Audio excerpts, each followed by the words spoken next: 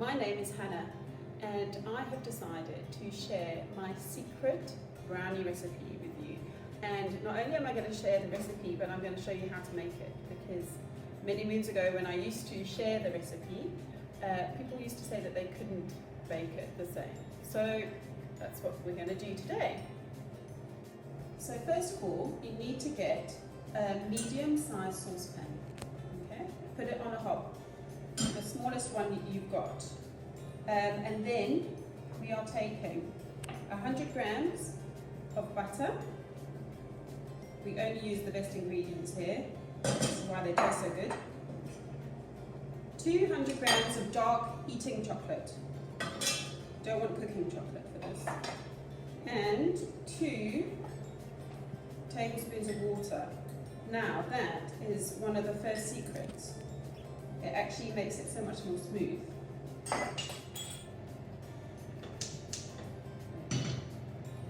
You need to put your gas onto a low heat. This is very important. If you're using an electric stove, then it needs to be as low as it can go. And you just leave this chocolate, butter and water mixture to melt. Do not interfere with it too much. That's the problem I think a lot of people have. They keep stirring and stirring and stirring and stirring, and that causes the chocolate to react differently when it's baked. So we are just going to leave that. While that is melting, I get on and I do the white chocolate. So what I've already done here is I've prepared a 20 by 20 pan with baking paper, and I've taken 1 slab of white chocolate and I have cut it up into little pieces, and I've put that in the bottom already. And I've just done the other one here to show you. I usually just cut them into 3 because these then stay nice and chunky, and when they cook in the oven they come out like fudge. So this has just been melting for maybe a minute already, and you can see it's very slow. Can you pan in and have a look? The chocolate chunks are still chunks, the butter is still in chunks. Just leave it. One thing you do need to make sure is that it doesn't burn on the bottom. So you give it a little move around, but just let that chocolate melt. And wait. So as it melts more, you do need to keep it moving a little bit, and every now and then, just not too much, so it doesn't burn. But you can see there are still lumps of chocolate in here, and those all need to go. Okay, so this is what it should look like when it's been melted. Okay, then what you need to do is you turn the heat off and you add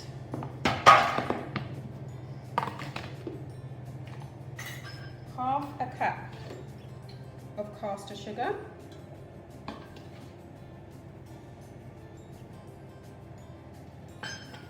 and stir that in.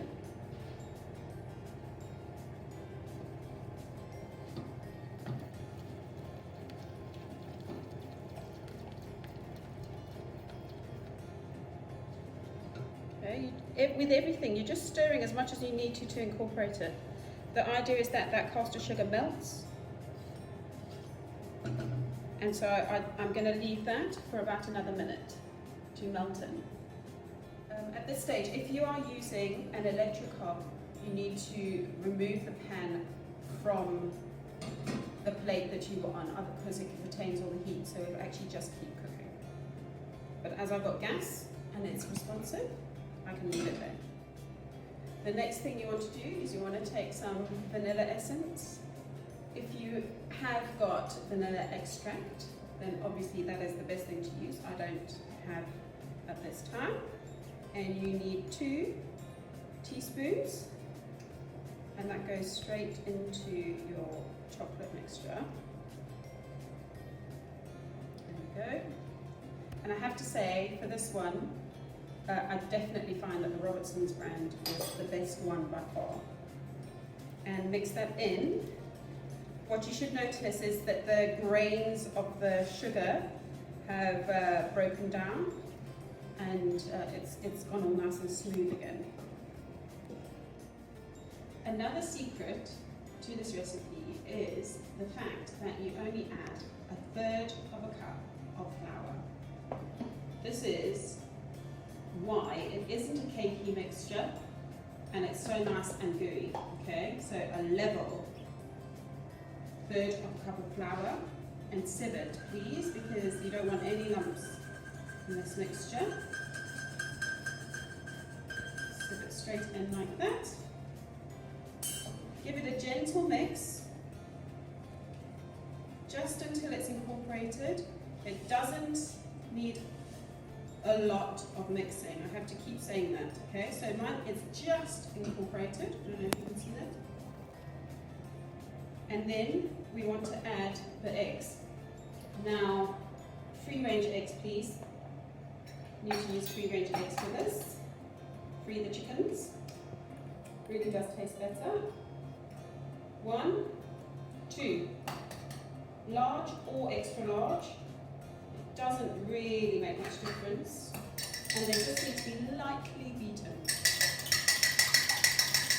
So, just to mix the yolks and the white together. And in that goes. There we go. Do you like the Union Jack? No. And again, gently stir. Gently stir. So you see, by adding the flour first and not mixing it too much, once you've added the egg, you're stirring it, the flour in more. And then, can you please come in here, Dale? Dale's my cameraman today. You have to see how amazing this mixture starts looking.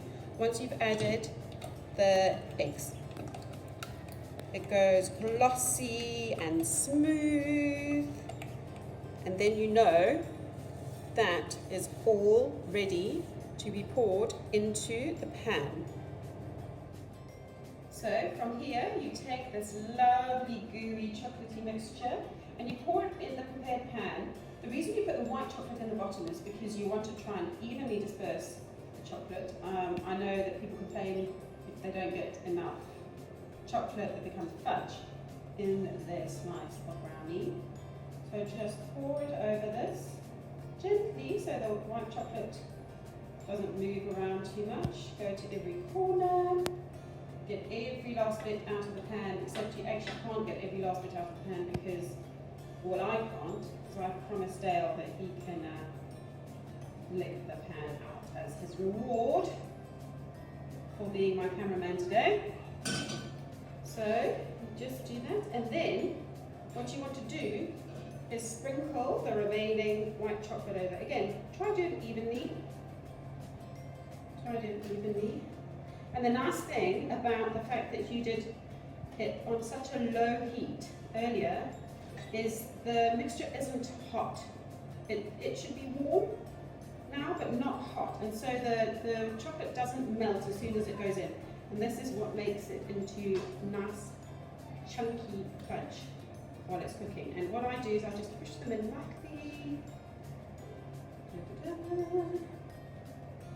like that. Then this goes into a 180 Celsius oven for 30 minutes. And then we will show you what it's meant to look like once it's been cooked. The 30 minutes of cooking are up and the oven is beeping. So now we just need to take it out of the oven, and this is what it should look like when it is cooked. Yes, these are some banana chocolate chip muffins that we made earlier today. But as you can see on the brownie, it should be cracked and you should hear the white chocolate bubbling a bit, and that is perfectly cooked. Then what you need to do is you wait for it to cool down, and then you cut it up. You can cut it into 16, you can cut it into 12, you can make even smaller ones, which I do for parties. It can freeze really, really well. It actually tastes a bit like ice cream. It doesn't go solid, and you can eat it straight out the freezer. It's actually delicious. So there we go. There are my secret brownies.